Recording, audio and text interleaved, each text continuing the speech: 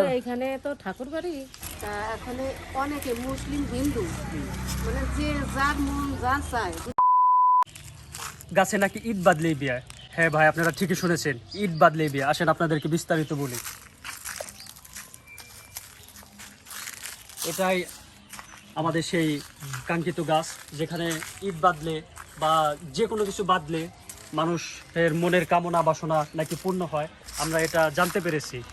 এখানে আমরা একজন ভদ্রমহিলার সাথে কথা বলেছি, স্থানীয়।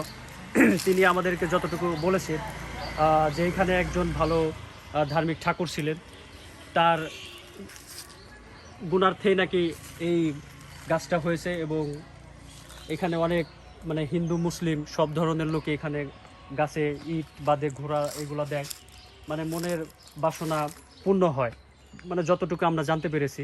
এইখানে তো ঠাকুর বাড়ি, এখানে অনেকে মুসলিম হিন্দু মানে যে যার মন যা চায়, যদি যে কোনো একটা বিপদে পড়ে, কি অসুখ বিসুখ পড়ে, মানে এইটা বাইন্দে কোনটা হলো ওই, যদি সেই রোগ যদি ভালো হয় কিংবা তার কাজ যদি ফয়সলা হয়, যেটা নিয়ত করা থাকে যে এইটা আমি দেবো, তাহলে সেইটা দিয়ে যায়। এইটুকু আমরা জানি।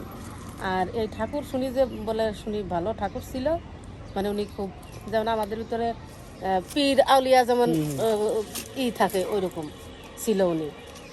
আর ওনার ওনার এই জিনিসগুলো বলে শুনছি যে মানে খুব ভালো, আমরা শুনছি আর কি, যা আমাদের সব মুরব্বীরা গল্প করে, তাইতে আর কি আমরা জানি যে জায়গায় একটা কিছু মানত করলেই মানে ওইটা ফলে আর কি, যে যে নিয়েতেই করুক ফলে। এই কারণে মানুষ এই জায়গায় দেয় এইসব বিশ্বাস করে বাদে আর কি। হ্যাঁ, বিশ্বাস করে পাবে এইটুকুই। তো দেখেন আসলে শত শত ইট, মানে আরো অনেক কিছু বাধা আছে, মানে পলিথিনের মধ্যে কি আছে সেগুলো বলতে পারি না। এভাবেই গাছের চারপাশ দিয়ে বাধা আছে। প্রিয় দর্শক, এই গাছটাকে কেন্দ্র করে প্রতি বছর এখানে মেলা হয়। কিছুদিন আগে এখানে মেলাটা হয়ে গেছে, 7 থেকে 10 দিন মেলা হয়েছে।